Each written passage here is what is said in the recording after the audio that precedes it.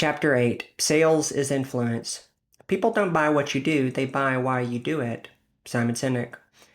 If there's one skill that shaped my career more than others, it's sales. And yet, I didn't start out knowing that. Like most people, I associated sales with something a little uncomfortable. Pushy car salesmen, cold calls, sleazy tactics, talking someone into something they don't need. But that is not sales. Real sales is about connection, it's about clarity, it's about helping someone make a decision that improves their life. Sales is not about convincing, it's not about persuading, it's about serving. And at its core, sales is simply this: the ability to influence human behavior toward a better outcome. That's it. And once you understand that, everything changes. Everything in life is sales. Whether you consider yourself a salesperson or not, you're constantly selling. You sold your significant other on why they were worth dating, or on why you were worth dating.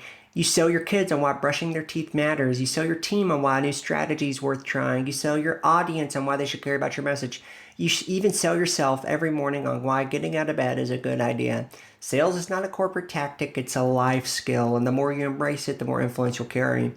The greatest misunderstanding about sales: most people recoil from the word sales because they've had a bad experience. They've been on the receiving end of manipulation or pressure or condescension. Someone treated them like a number instead of a person. So they internalize the idea that selling is taking, but real sales, the kind that builds trust, brand, and business, that kind of sales is giving. It's giving clarity, it's giving courage, it's giving someone the ability to say yes to something that will genuinely make their life better.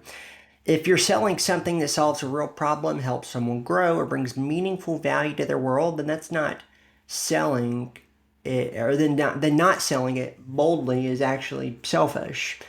People need what you offer, but they won't find it unless you learn how to present it powerfully. Sales is the transfer of belief. When you really boil it down, sales is the transfer of belief. You believe in something, your service, your product, your vision, your message, and you communicate that belief clearly, confidently, and consistently until the other person believes it too. Great salespeople aren't persuasive because they're slick. They're persuasive because they're convinced. They know what they're offering is valuable, who it's for, why it matters, and what happens if someone walks away without it. And because they believe that so strongly, they speak with clarity and heart, and other people respond. My personal journey into sales. I graduated with a degree in marketing, took a corporate job, and made less than $40,000 in my first year out of college. Not bad, but not great either. Then, also, almost by accident, I stumbled into a role where I had to learn to sell. Not pitch, not persuade, sell. By listening, leading, and helping people make decisions. And within 2 years, I was earning six figures. Within 5, I'd built enough of a foundation to work independently and earn more than most of my classmates who had gone to law school or graduate programs. Why? Because I'd learned to move people. Not manipulate them, move them towards a solution, towards clarity, towards a better version of their life. And I'll tell you something else. It didn't just change my income. It changed how I thought about influence, leadership, and communication. Sales taught me empathy, taught me to listen, taught me how to create value in real time. Sales isn't about script. There's a place for sales frameworks, objection handling, and strategy. I've studied all that, and it helps. But the best closers I know don't rely on fancy language or memorized lines. They rely on deep listening, real curiosity, confidence in their value, and a genuine desire to help someone make the best decision for themselves.